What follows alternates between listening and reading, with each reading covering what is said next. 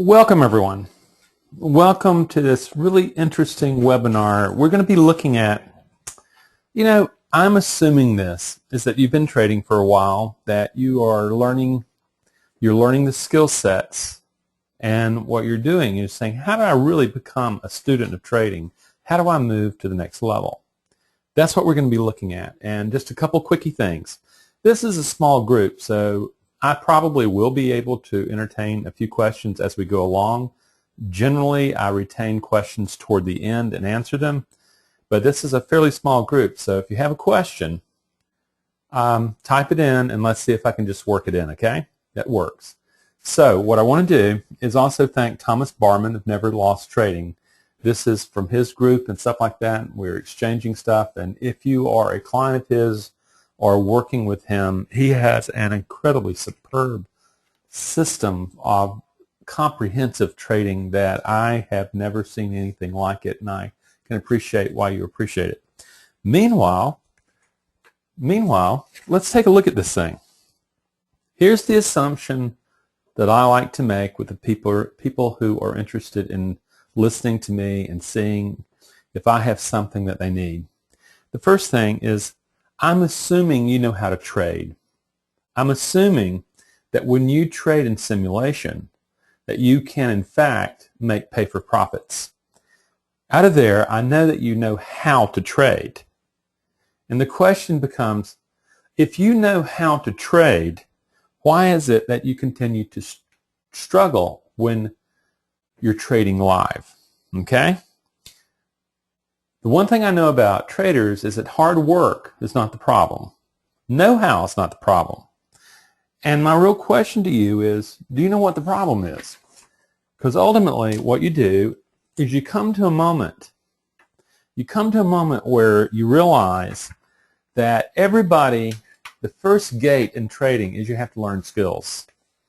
Once you learn the skills, though, what you discover is it's the very mindset that you're bringing to trading that is beginning to limit you and blind you to the problems that prevent success. In this image right here, here are these hound dogs, and they're supposed to be actually looking for the fox. There's the fox right in their midst, and they don't see it. So what we're going to have to do is we're going to have to literally learn how to see what we don't see, okay?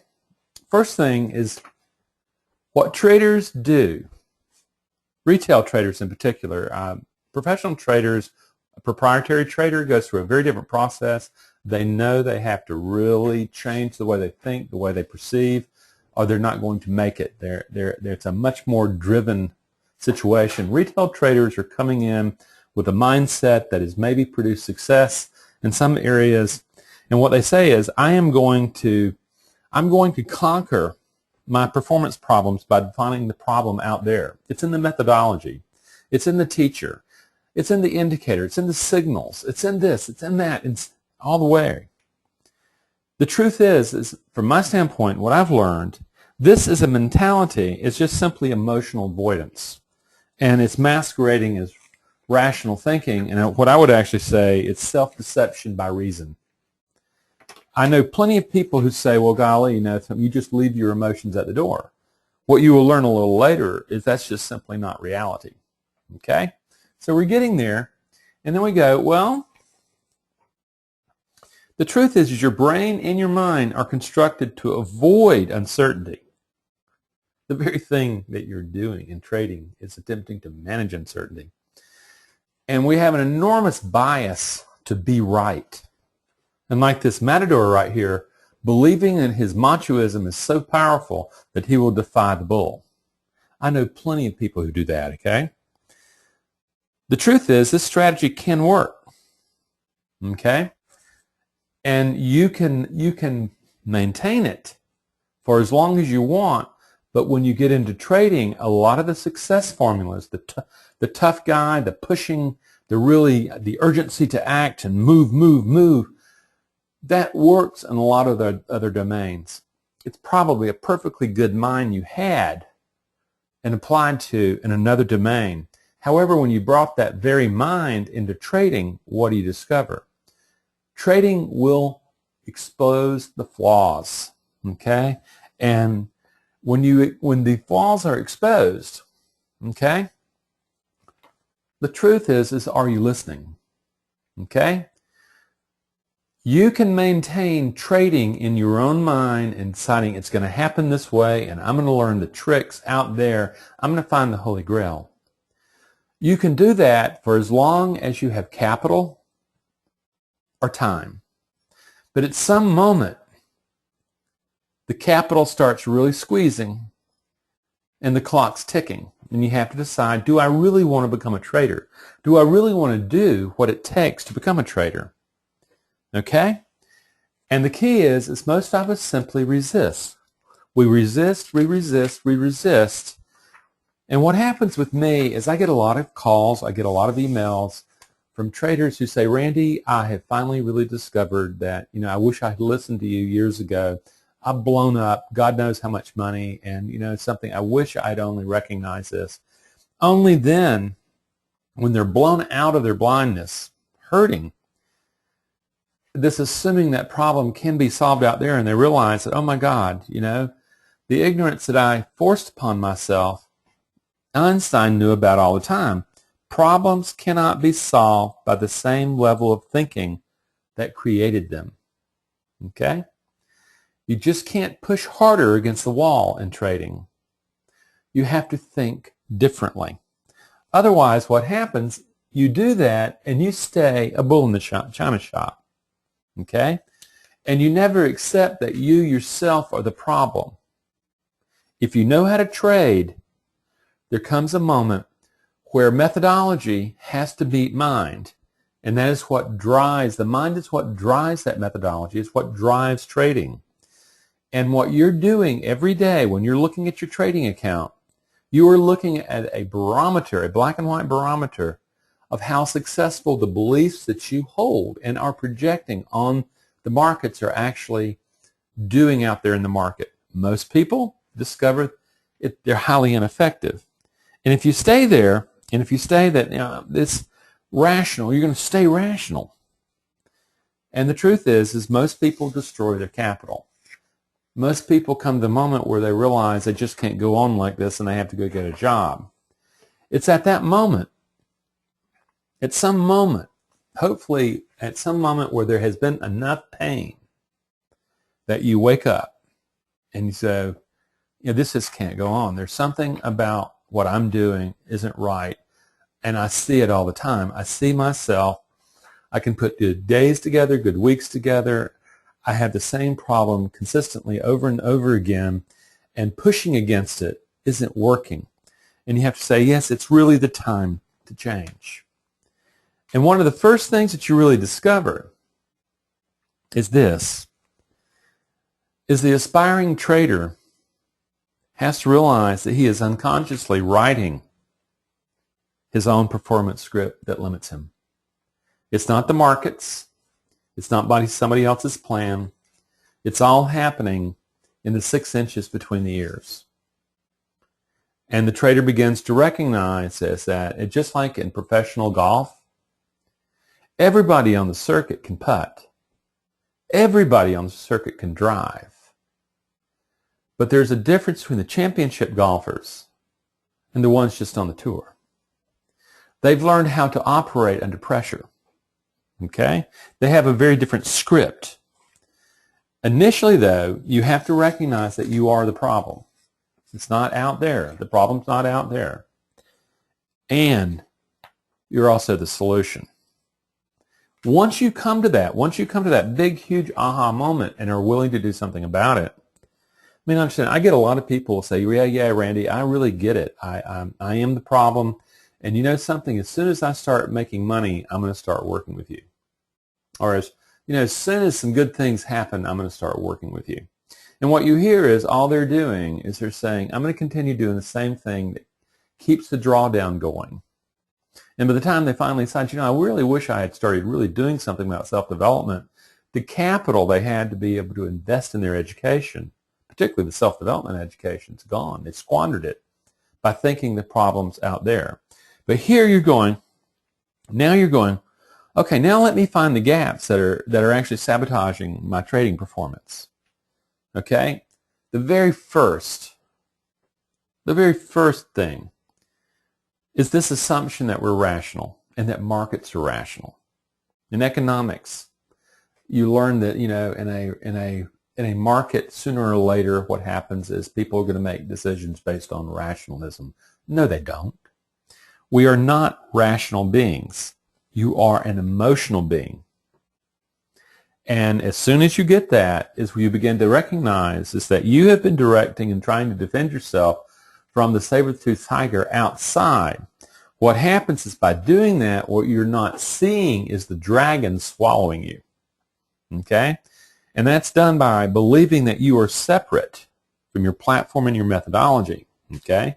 The truth is methodology, platform, and your belief system, your trading psychology, unite in the same way that in a race car, a Formula One car, great technology, great platform, great workers, great driver.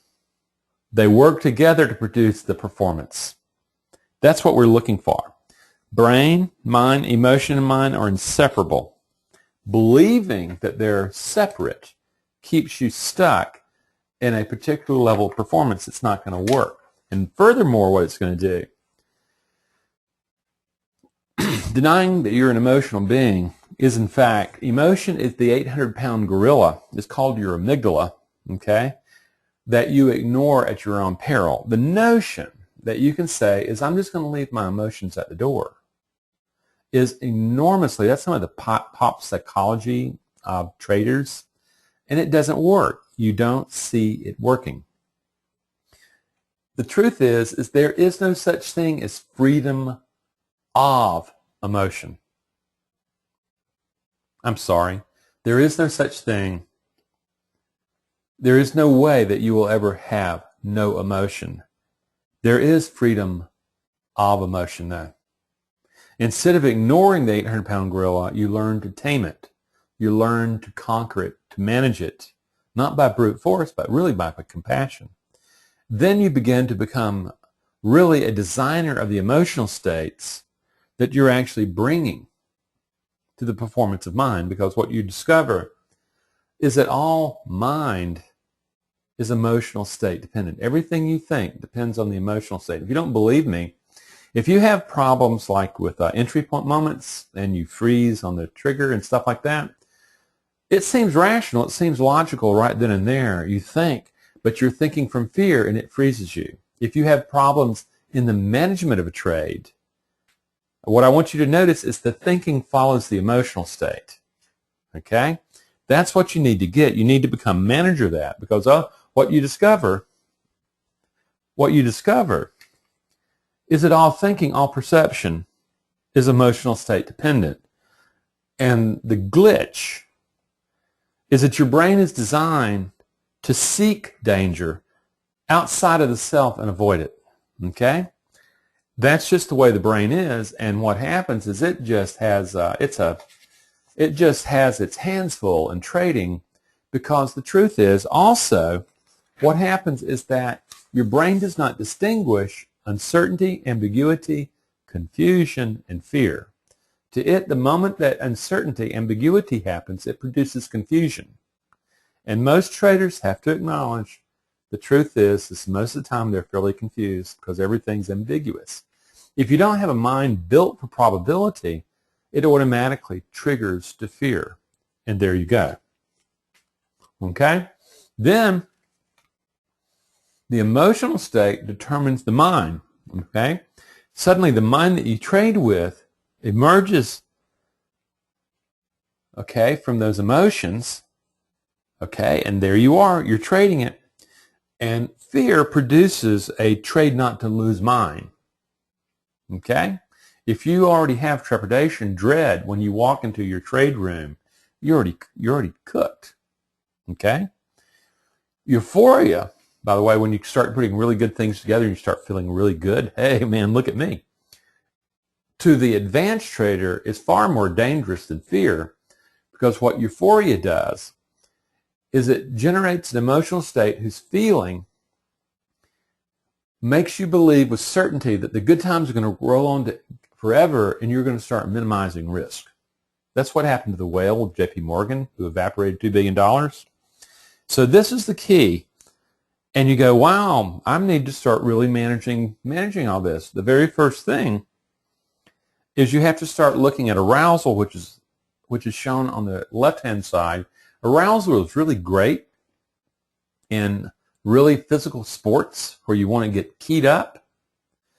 It's horrible. High levels of arousal are horrible in really cognitive things like bridge, like chess, like trading. The more cognitive the event that you're trying to master, the more the arousal is dangerous. Because what happens is once the emotion arouses, once it cranks up, and remember, emotions are biological, okay? They're not psychological. They take over psychology. But they, in fact, are biological.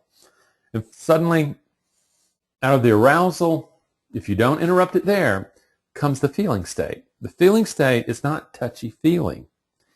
A feeling state of an emotion is literally the chemistry of that emotion pulsing through your blood.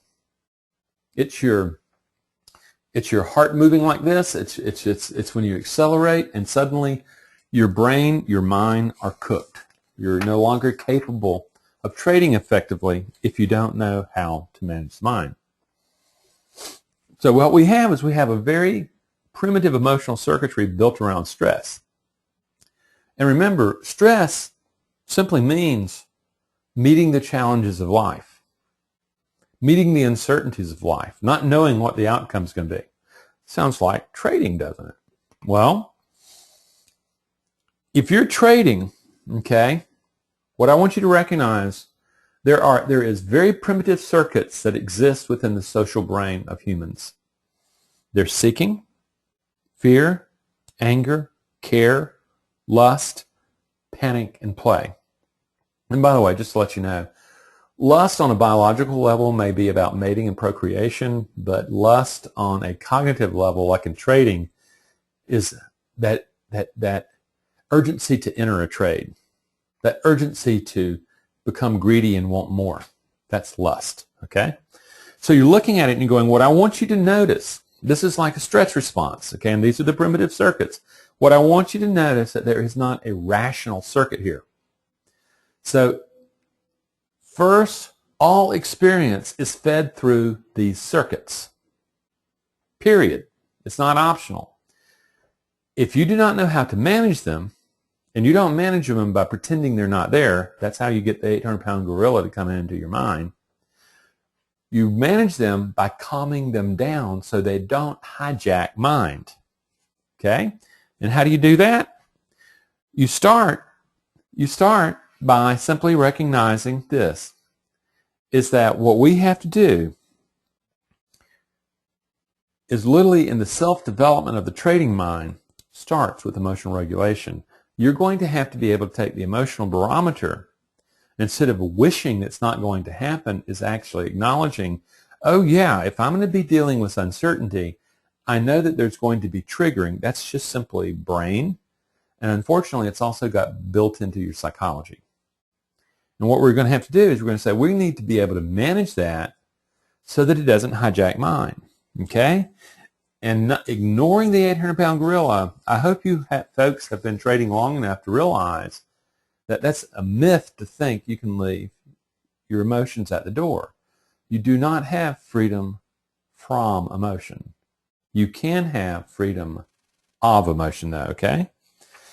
If you don't get this, it never gets there. So the truth is what the very first elements that I teach is the actual volitional management of emotion, emotional regulation. It starts in my courses with breathing and relaxation, where you realize that breathing and tension are actually elements of an emotion. They're not something that you're doing like with your lungs. They're not doing something that where you're stressing your muscles. The emotion itself is biological. It has a signature. And you can actually disrupt the growth of an emotion, a negative emotion like fear or grandiosity, and you can do it by breath, you can do it by tension, and by lowering the heart rate. Okay? This has been done for thousands of years. It needs to be taught. It has to happen. Because ultimately, if this does not happen, you do not get to calm mind. If you do not get to calm mind, you're not going to be able to trade. It's really that simple, okay? And I don't have to prove it to you. You don't have to believe me. What I want you to do is I want you to look at your trading account. Your trading account is going to tell you the truth about the emotional mind you're bringing to the performance of trading. It's going to tell you the truth right at that. You may not like it, and you may not want to listen to it, but the truth is if you don't listen to it, you do it at your own peril.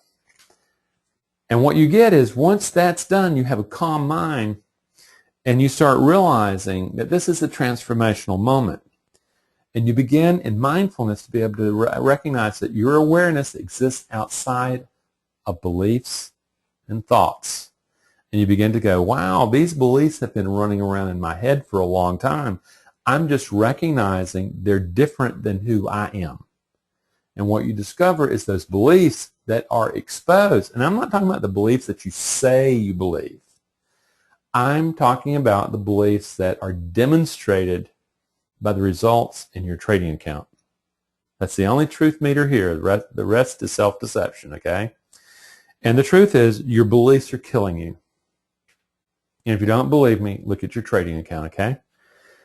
So the key is you begin to get to the moment where you're no longer drifting aimlessly in a sea of basically adaptation. You're beginning to actually say, okay, now what I can do is I can actually recognize that my brain has organized me in a particular way, and it just so happens it may have been very useful where I used to be in my life before trading, but that organization that historically happened to me is just creating a dysfunctional brain.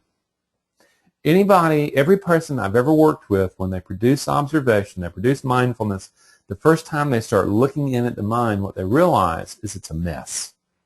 It's disorganized, it's in a mutiny, and the truth is you, the observer of the self, have been asleep. And while you were not there, there's chaos that happened. Okay?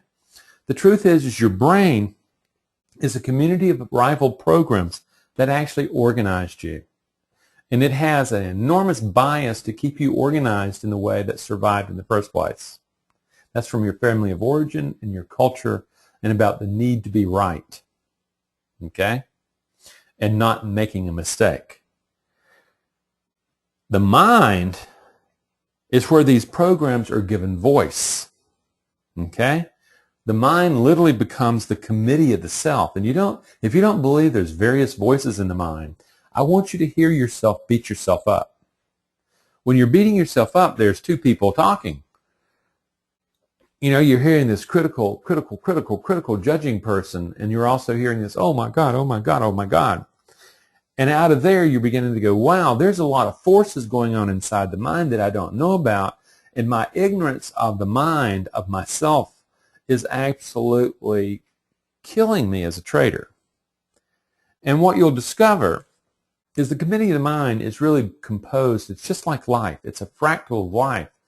And the Chinese were so dead on the money. There's destructive and constructive qualities living within the self.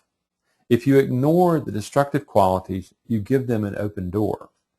I actually love the way the Cherokee Indians of North America really framed this thing. They held a belief that there were two wolves that lived within you, a black wolf and a white wolf. And if you fed, and if you really followed that black wolf, you were going to have a lot of destruction.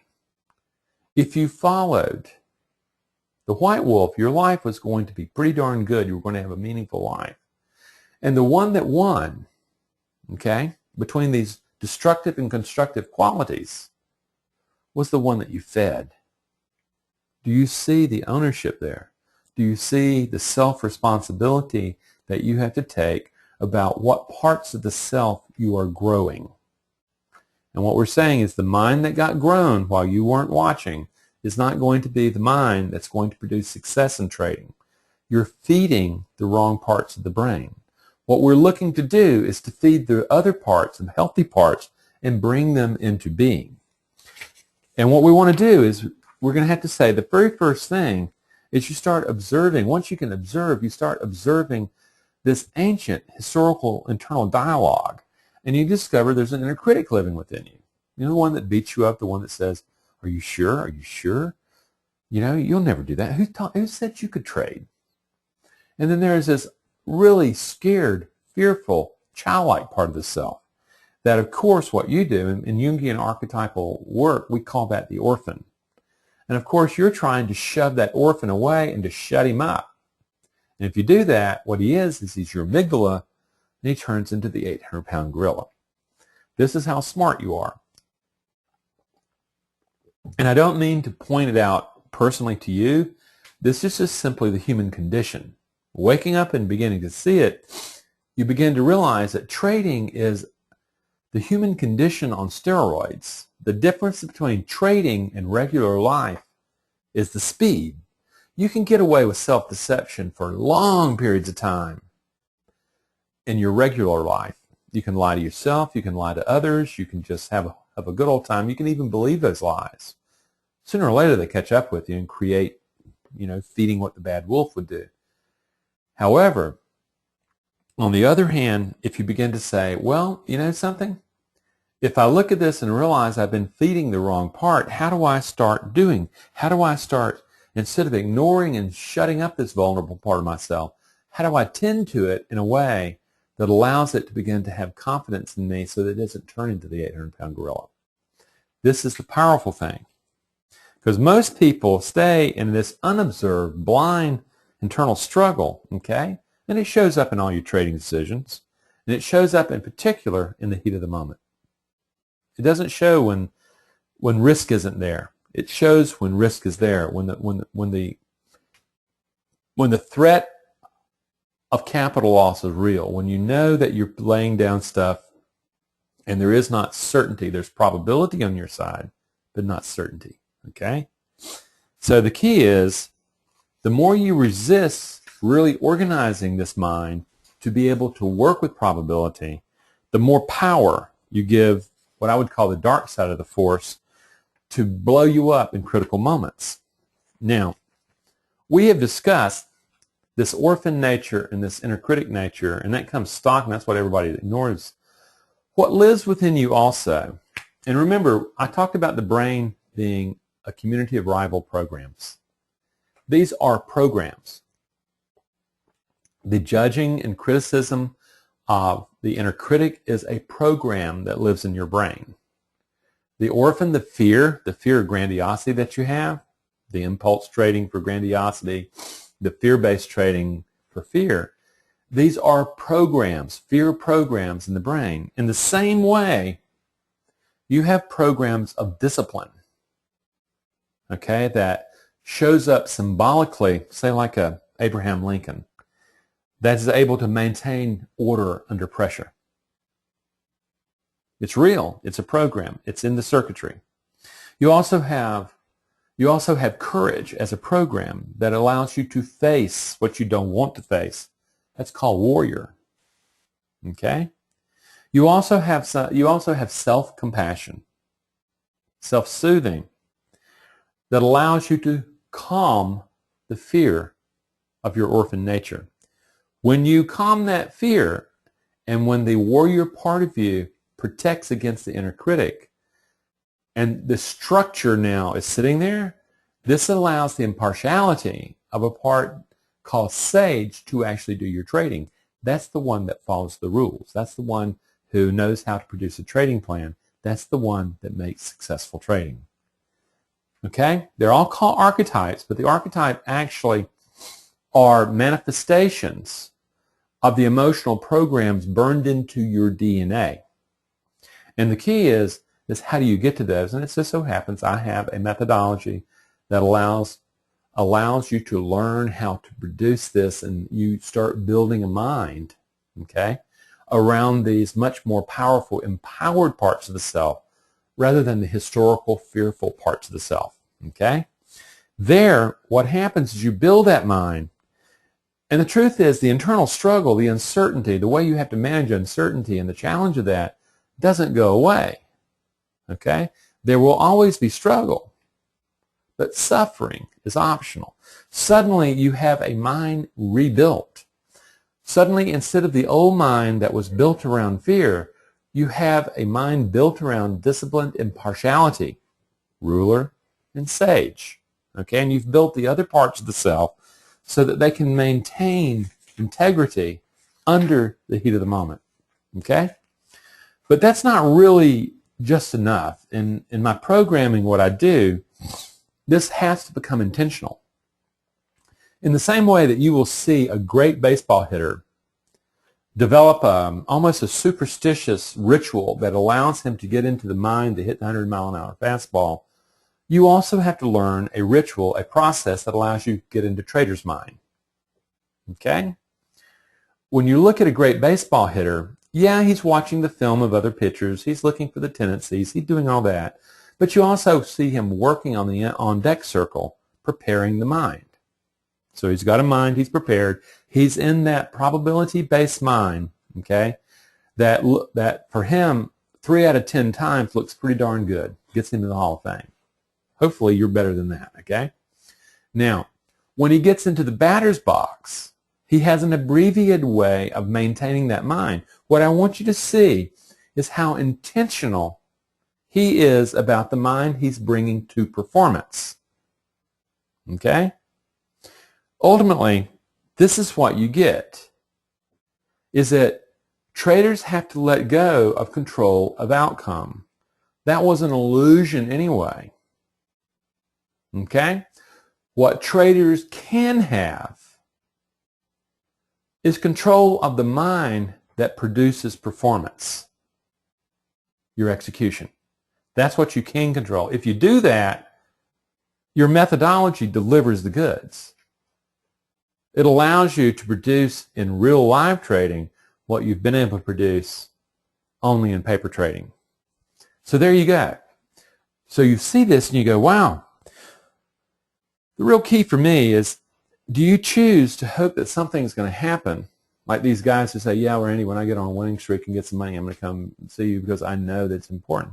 Or do you choose to say, this is something I have to develop? The historical mind's not going to go away. And what I've discovered is it's really your choice. I know that the vast majority of retail traders lose money, or they struggle at mediocrity where they're not making really any sizable money. I know that professional traders will come to me because they're sitting there going, Randy, I'm leaving too much money on the table, and I need to start retraining the mind to be able to perform at a higher level. Okay? And the key is you're going, well, how much money are you losing? How many counts have you blown? How much time has ticked away? And you go, is it worth developing the 6 inches between my ears so that I can drive the methodology and platform I've got? Okay? That's really the key. And out of that, what I actually recommend is this. If you're a beginning trader, if you're a newbie, and I count that, newbies are 2 years, at least 2 to 3 years. What I encourage you to do is to explore my website. It is a very content-rich site. It has lots and lots and lots of videos. It has lots and lots of articles. It has lots and lots and lots of free stuff. And I would get my book, and I would learn to see what I need to be learning and anticipating about learning how to manage mine. But if you're a beginning trader, the most important thing that you can do is to learn the methodology and develop a platform that you're going to need to learn how to drive. Until you can produce the profits in simulation, I really can't help you that much unless you're really having problems with fear even in simulation. But you need to be able to demonstrate that you have a methodology that can produce success in trading. The problem is you can't do it in the heat of the moment. That we can do something about.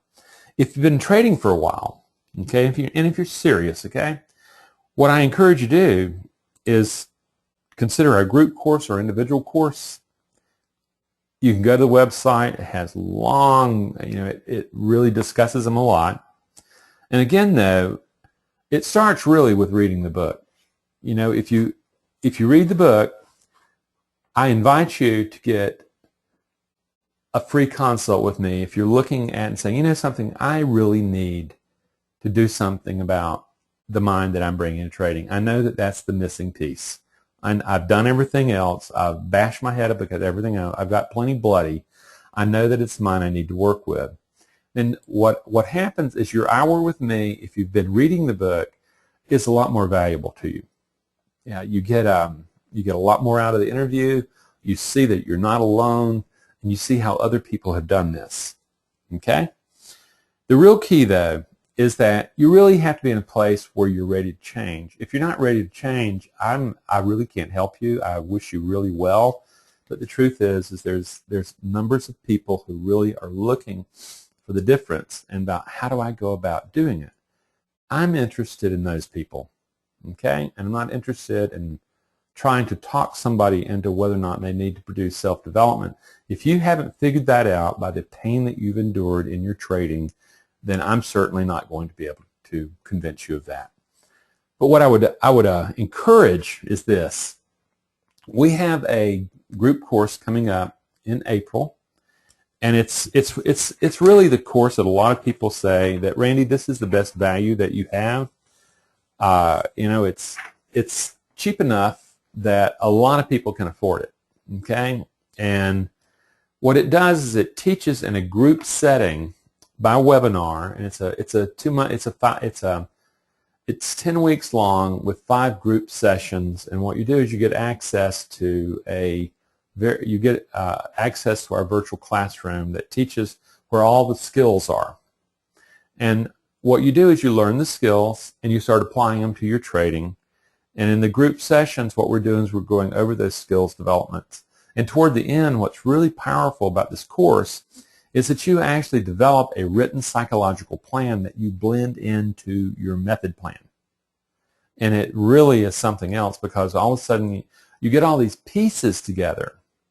And then what happens is that you start seeing them interact together as a team. You know, your brain and mind become a team sport rather than an individual. There is no I out there. It's a team with working parts.